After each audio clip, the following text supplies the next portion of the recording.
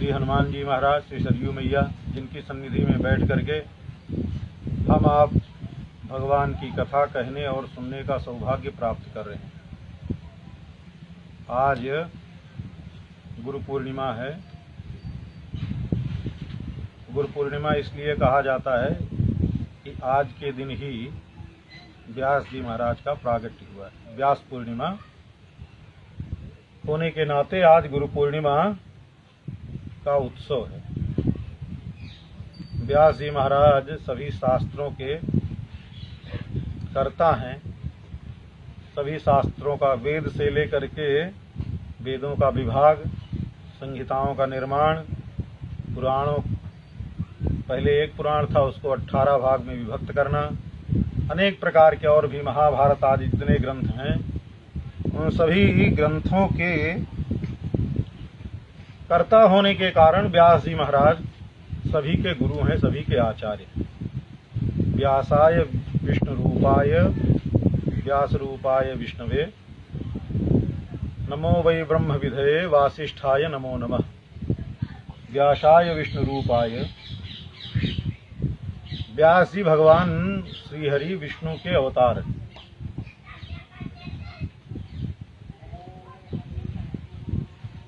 यमुना जी का तट है। उस यमुना जी के तट पर एक बार घूमते घूमते पराशर महर्षि पहुंच गए। पराशर महर्षि ज्योतिष के बहुत बड़े ज्ञाता हैं। लगभग जितने ज्योतिषी होते हैं सब उनकी पराशरी पढ़ करके ही ज्योतिष का ज्ञान प्राप्त करते हैं। तो ज्योतिष के बहुत बड़े ज्ञाता हैं। तो ऋषि भी हैं। ऋषि वो होते हैं जो मंत्र दृष्टा होते हैं, भगवान के साक्षात्कार करने वाले होते हैं, मंत्र के साक्षात्कार करने वाले होते हैं, वही ऋषि होते हैं। तो श्री पराशर जी महाराज को जब उन्होंने गणना करके देखा तो उस गणना में दिव्य मुहूर्त प्रकट हो रहा था। इस मुहूर्त में अगर गर्भाधान भी होवे और प्रकट भी होवे, गर्भाधान भी होवे और बालक का प्रागट्य भी होवे, तो भगवान का अवतार होगा, सभी वेद शास्त्र का ज्ञाता करता होगा। ऐसा महर्षि को उस मुहूर्त से पता चला। काल आने वाला ही है। तो ऐसा विचार करके व्यास जी महाराज, श्री पराशर जी महाराज ने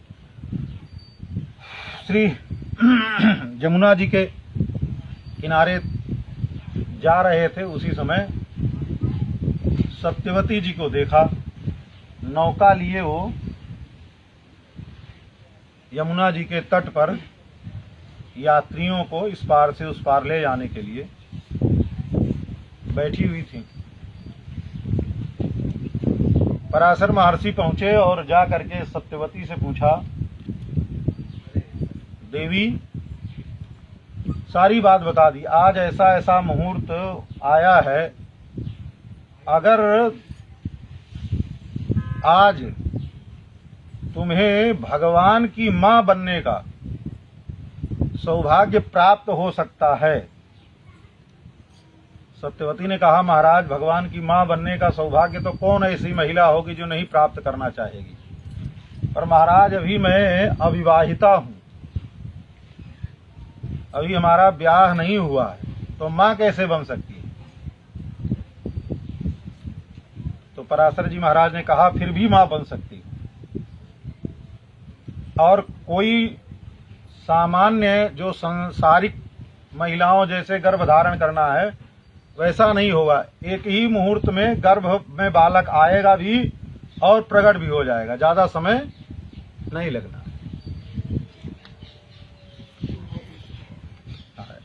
तो सत्यवती ने कहा, फिर हमारा पातिव्रत और हमारा कन्यात्व। बोले, ना तो तुम्हारा पातिव्रत नष्ट होगा और ना तो तुम्हारा कन्यात्व भी नष्ट होगा। बोले, महाराज, ये कैसे होगा।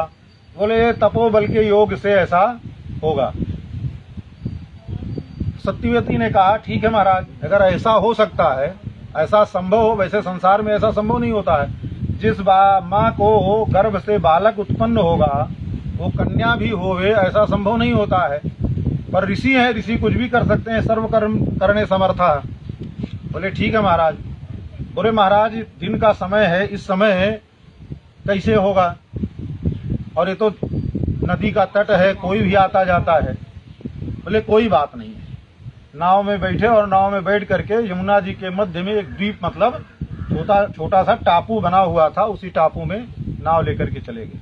बोले उजाले का समय है, तो अब आज का समय सोच लीजिए, इस समय में कोहरा जो होता है, इस समय कोहरा पड़ने का कोई तो समय होता नहीं, पर कोहरा से पूरा घना कोहरा छा गया। व्यक्ति को अपना हाथ भी देखना चाहे थोड़ी दूर करके तो अपना हाथ भी न दिखाई देवे, ऐसी स्थिति। तो उसी समय सत्यवती का गर्भाधान हुआ और उसी एक मुहूर्त के अंतर्गत में ही बालक का प्रागट्य भी हो गया। सांवले सलोने थे तो नाम हुआ कृष्ण। व्यास जी का नाम कृष्ण है, सही नाम, ठीक है। व्यास जी तो हम आप कहते हैं, पर नाम उनका कृष्ण है। द्वीप में प्रकट हुए, यमुना जी के टापू में प्रकट हुए तो कृष्ण द्वैपायन, द्वीप है जिनका अयन, द्वीप ही जिनका घर है, ऐसे कृष्ण, तो नाम हुआ पूरा कृष्ण द्वैपायन। तो श्री व्यास जी महाराज आज ही के दिन, ये उरई के और इस कानपुर के बीच में पड़ता है जगह, यमुना जी का तट है, तो क्या बोलते हैं उसको, क्या नाम है उसका, कामपिली ऐसे कुछ है, कामपिल ऐसे कुछ नाम है उसका, जगह का नाम है। वहीं श्री व्यास जी महाराज का प्रागट्य हुआ है। व्यास जी महाराज का प्रागट्य हुआ। व्यास जी महाराज ने इतने शास्त्रों का प्रणयन किया, जो शास्त्र दुरूह थे, किसी को उपलब्ध नहीं हो पाते थे, उन सभी शास्त्रों का प्रणयन श्री व्यास जी महाराज ने किया। ज्ञान प्रदाता जो होता है वही गुरु होता है, वही आचार्य होता है। संसार का खाने पीने उठने सोने बैठने सांसारिक व्यवहार का ज्ञान तो कोई भी व्यक्ति दे देता है, पर भगवत भक्ति के साधन, भगवत प्राप्ति के साधन, धर्म के साधन, इनका ज्ञान प्रदान करने वाला जो होता है वही वास्तव में आचार्य होता है, वही वास्तव में गुरु होता है। तो आचार्यगण कहते हैं कि जो गुरु तत्व होता है, देखिए गुरु का शब्द का अर्थ होता है, गुरु शब्द का अर्थ होता है जो वजनदार होवे, मतलब भारी वजनदार। लघु और गुरु दो शब्द है, तो जो वजनदार होवे वही गुरु। किससे वजनदार होवे? ज्ञान से। जो ज्ञान से परिपूरित होवे वही गुरु। गु शब्द अंधकार का वाचक है और रू शब्द उस अंधकार से निवृत्ति प्रदान करने वाला है। अंधकार से निवृत्ति कौन करता है? प्रकाश ही करता है। तो इसलिए अंधकार से जो प्रकाश की ओर ले जावे वही गुरु होता है, वही आचार्य होता है। अपने यहाँ बहुत प्रसिद्ध एक श्लोक है, गुरुर् ब्रह्मा गुरुर्विष्णु गुरुर्देवो महेश्वरः गुरु साक्षात् परब्रह्म तस्मै श्री गुरवे नमः। गुरु जी ब्रह्मा हैं, गुरु जी विष्णु हैं, गुरु जी महेश्वर हैं और गुरु ही साक्षात परब्रह्म हैं। ऐसे गुरु को हम प्रणाम करते हैं, तस्मै श्री गुरवे नमः। अब ये तो 3 विभाग हो गए। ये सृष्टि का क्रम जो होता है, भगवान 3 भागों में, जैसे दूध ही दही हो जाता है, दही मही हो जाता है और मही से ही घी प्रकट हो जाता है, 3 के एक ही विभक्त हो जाते हैं। वैसे ब्रह्मा विष्णु महेश का स्वरूप है।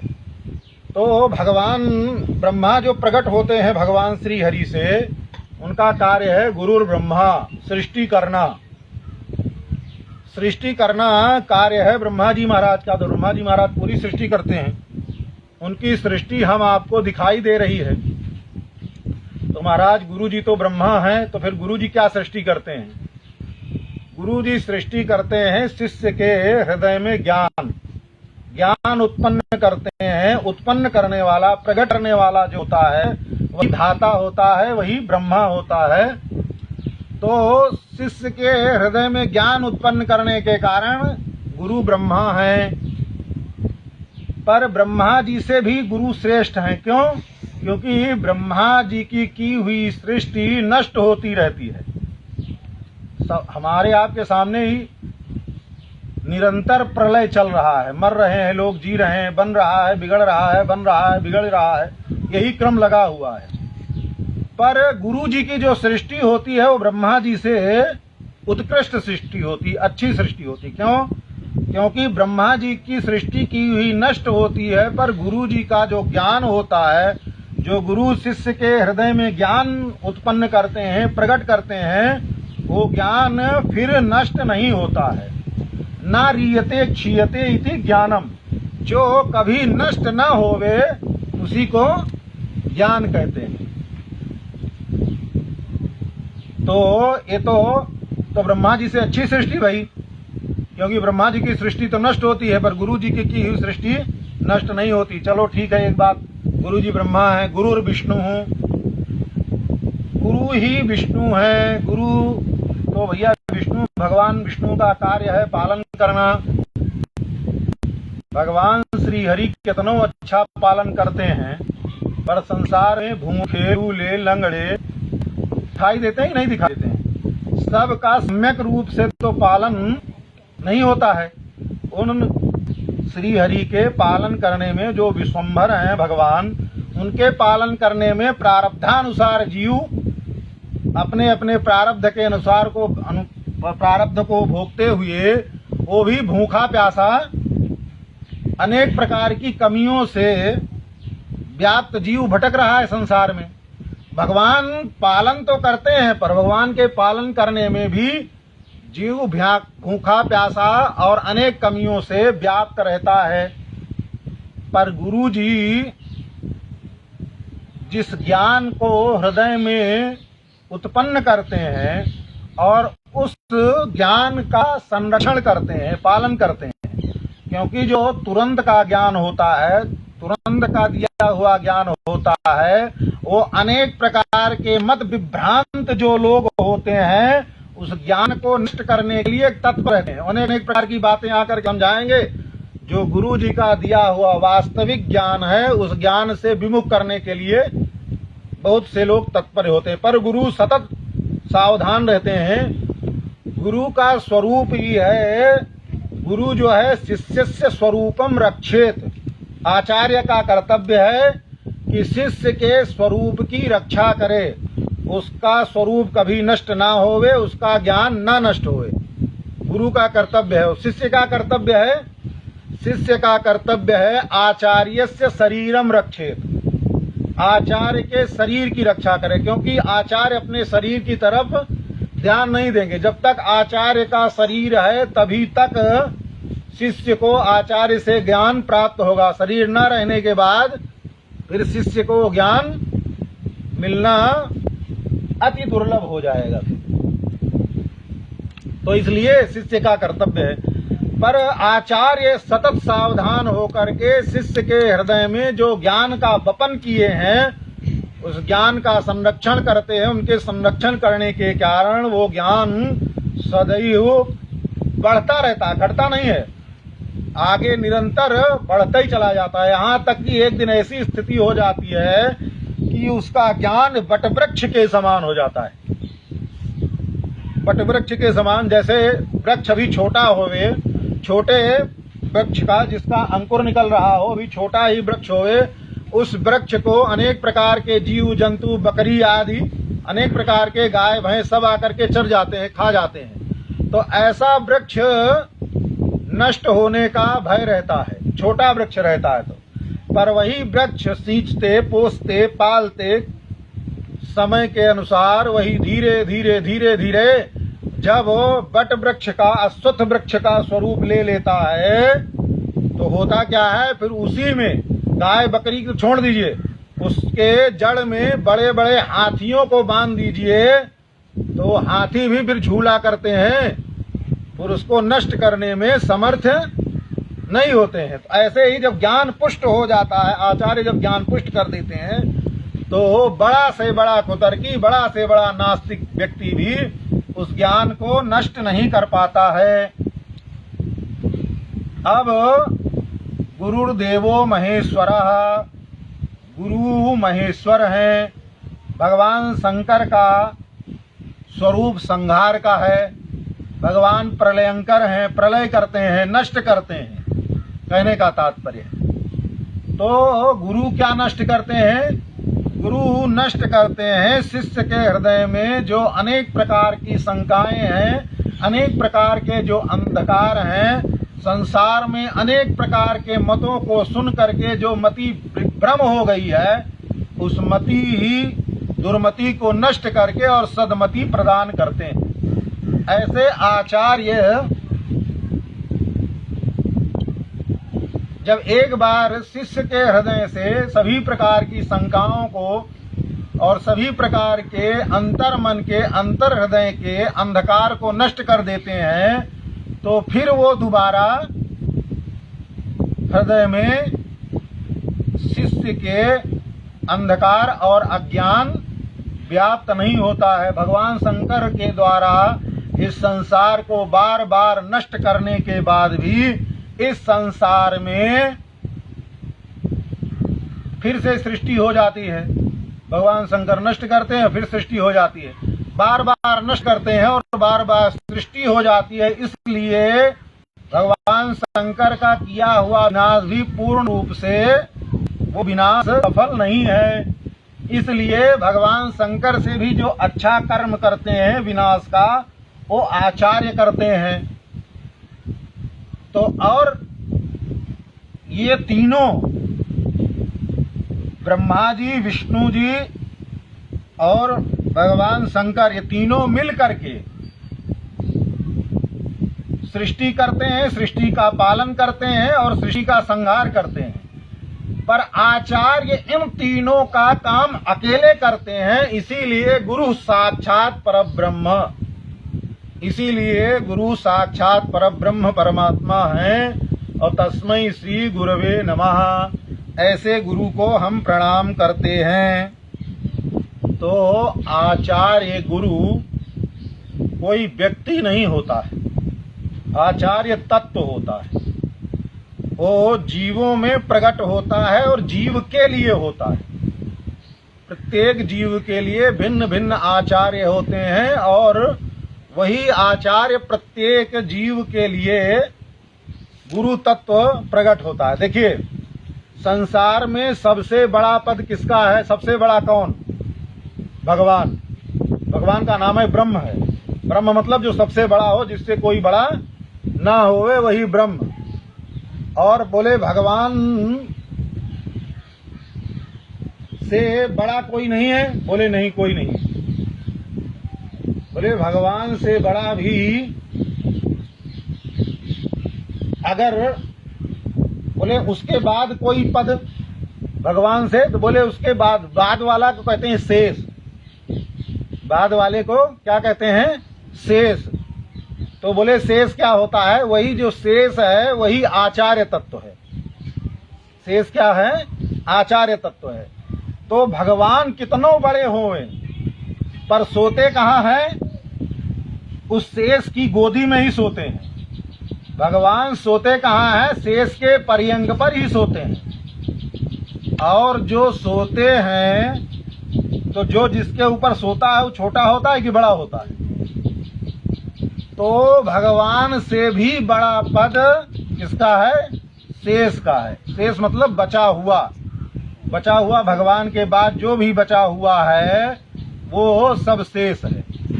तो शेष मतलब भगवान शेष, उनको चाहे लक्ष्मण जी कहिए, चाहे बलराम कहिए, चाहे रामानुज कहिए, अनेक नामों से वही। और भगवान के सदा पर्यंक के रूप में विराजमान भगवान शेष क्षीर सागर से लेकर के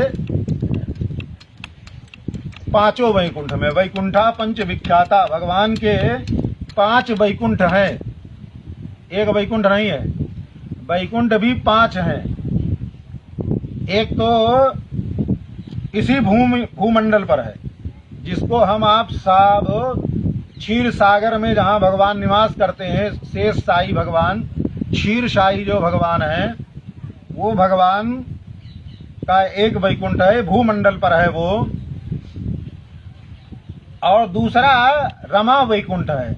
इस है तो प्रकृति मंडल में ही, पर विरजा के इस पार ही है, तो वो रमा वैकुंठ है, जहाँ भगवती रमा भगवान का नित्य आराधन करती रहती हैं भगवान, और जहाँ से सभी भगवान के अवतार आदि प्रकट होते हैं। और एक अव्यय वैकुंठ है भगवान का, श्री रमा अव्ययम। और 3 हो गए। चौथा वैकुंठ विश्वक्सेन वैकुंठ है, जहाँ विश्वक्सेन जी महाराज प्रधानता रूप है विश्वक्सेन जी की, और विश्वक्सेन भगवान के सेनापति हैं। वही इस ब्रह्मांड का, पूरे ब्रह्मांड का वहीं से संचालन होता है।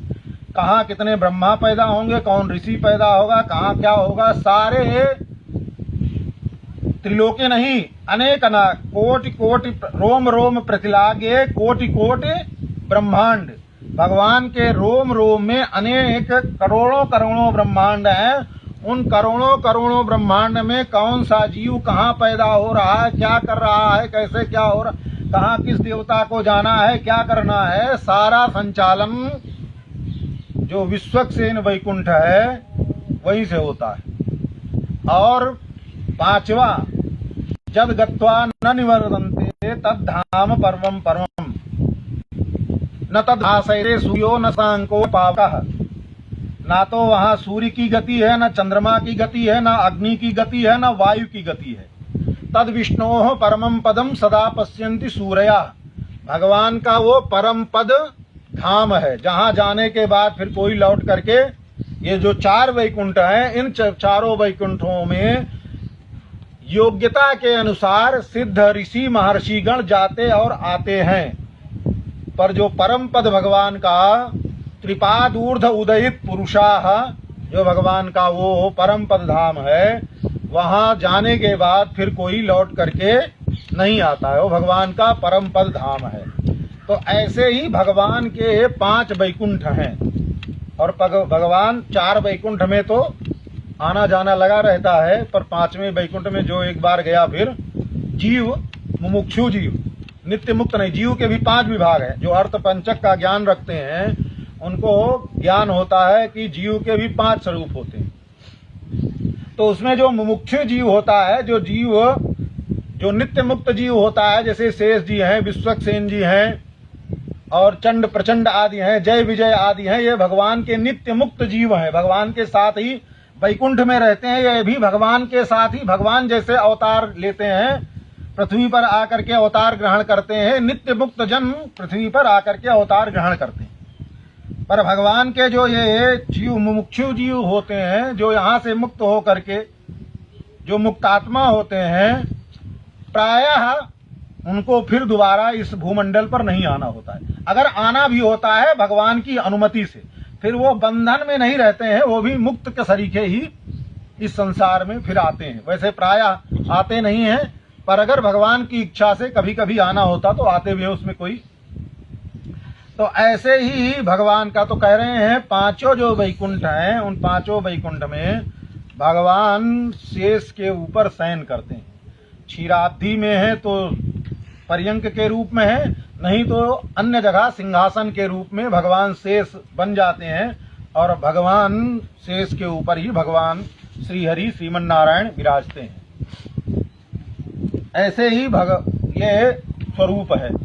अब भैया कहने का तात्पर्य है कि ये तो भैया आचार्य का स्वरूप। अब कहते हैं देखो,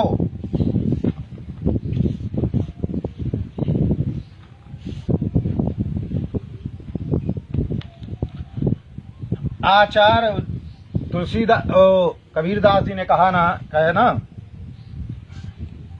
गुरु गोविंदो खड़े काके लागों पाए, बलिहारी गुरु आपने गोविंदियो बताए। तो अब उसी को समझने की कोशिश करिए। कहते हैं कि जो भगवान का भक्त होता है, जीव है, श्रीशे कदापि विमुखेपि गुरोः प्रसादात। श्रीश कहते हैं, श्री के ईश, भगवान लक्ष्मी के जो पति हैं, श्री के पति हैं भगवान, श्री के जो ईश हैं, कभी नाराज, विमुख का मतलब कभी नाराज हो जाए तो भगवान अगर जीव से नाराज हो जाए तो क्या होगा? गुरोः प्रसादात, पर गुरु की प्रसन्नता है। भगवान नाराज भी हो जाए तो अगर आचार्य प्रसन्न हो जाते हैं, प्रसन्न रहते हैं, तो श्रेयो वदेति नृणाम प्रवदन्ति संतः, उस मनुष्य का कल्याण हो जाएगा, ऐसा संत लोग कहते हैं।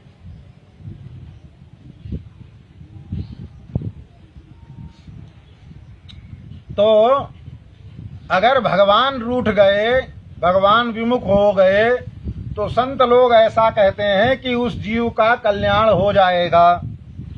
और एवं गुरो तु विमुखे नरमा सहाया, पर अगर आचार्य विमुख हो गए, आचार्य नाराज हो गए, तो भगवान जो रमापति हैं वो फिर सहायक नहीं होंगे। त्रातुम प्रभु, वो जीव का त्रातुम मतलब रक्षण करने में समर्थ नहीं होंगे। रविर्याब्ज निवा बहिर्गम, जैसे देखो अब्ज कहते हैं कमल को, कमल कब विकसित होता है? प्रातः काल जैसे ही सूर्योदय होता है तो सूर्य की किरणें पड़ने से, सूर्य की किरण पड़ती है तो कमल खिल जाता है, और सूर्य अस्त हो गया तो कमल फिर बंद हो गया। पर सूर्य के किरण से ही जो कमल खिलता है, उस कमल को अब्ज मतलब जल से निकाल करके बाहर कर दीजिए।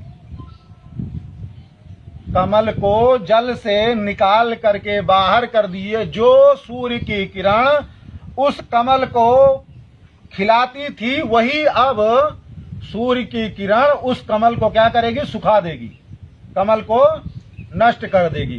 तो ऐसे ही भगवान की कृपा तो सूर्य की किरण है, पर कब तक? जब तक आचार्य के आश्रय में जीव रहेगा तब तक।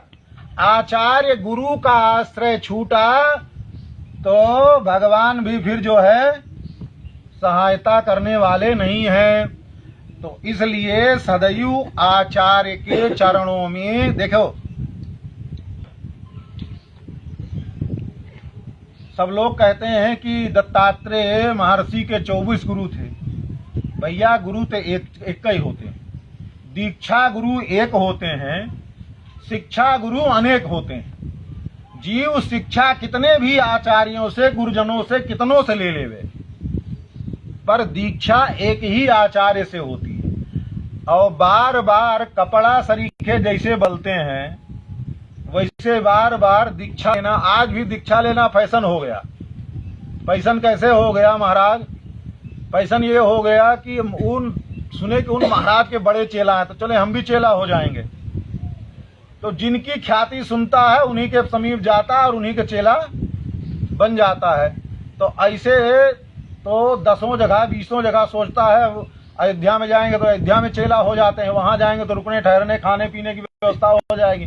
चित्रकूट गया, चित्रकूट में भी गुरु जी से मंत्र ने कहा कंठी बंधाना है, तो चित्रकूट में भी गया, वहां भी कंठी बंधा लिया। अब वहां जाएंगे तो रुकेंगे ठहरेंगे, और जितने गुरु जी के चेला होंगे, व्यापारी होंगे, सबसे संबंध हो जाएगा, बताएगा कि हम भी इन्हीं के चेला हैं। तो भाई चेला चेला दोनों हो, गुरु भाई हो गए, तो आगे चल करके व्यापार व्यवहार में बड़ा सहयोग मिलेगा। संसार के सहयोग के लिए और संसार की वस्तुओं के उपभोग के लिए और संसार की वस्तु के लिए आचार्य ग्रहण नहीं होता है। आचार्य ग्रहण तो दोनों की जब समानता, शिष्य की भी समानता हो, शिष्य के हृदय में भावना ये होवे हम आचार्य से शिष्यत्व ग्रहण कर रहे हैं, हमको इस आवागमन से मुक्ति या भगवान की कृपा, भगवान का सानुभाव, भगवान के प्रेम की प्राप्ति हो जाए। अपने श्रेय का मार्ग प्रशस्त करने की इच्छा से जब जीव आचार्य के चरणों में जाता है तब जीव का कल्याण होता है। और ऐसे ही आचार्य भी जब शिष्य को भगवान की शरणागति करा रहे हैं तो उनके भी मन में, उनके भी हृदय में यही भावना रहे कि ये इस जीव का कल्याण होवे, ये भी भगवान के चरणों को प्राप्त करे। ऐसी भावना, जब दोनों की भावना समानांतर होती है, एक जैसी होती है, तब काम करता है। और दोनों में कहीं कहीं भिन्नता हो गई तो बात बिगड़ जाए। गुरुजी सोचे 10-20 हजार चेला बना लेवे, 100 रुपया भी दक्षिणा देगा गुरु पूर्णिमा पर तो ढेर लग जाएगी। और चेला भी सोचे कि हम भी चलेंगे गुरुजी के स्थान में तो रहने खाने को मिल जाएगा, तो इस संसार की चीज मिलेगी, इससे आगे कुछ फिर काम होने वाला नहीं है। आज की कथा यहीं तक, आगे की बात कल। बोलिए श्री अयोध्यानाथ भगवान की जय, रंगनाथ भगवान की जय, लक्ष्मी नारायण भगवान की जय, श्री हनुमान जी महाराज की जय, श्री सरयू मैया की जय, श्री अयोध्या धाम की जय, सब संतन की जय, सब भक्तन की जय। जय श्री सीताराम, जय जय श्री राधे श्याम, जय जय। हाँ कहा महात्मा कहाँ चले गए थे? आज महाराज जी तीनों जगह राम जन्म भूमि, कौन भवन, हनुमान गढ़ी, तीनों में पूरा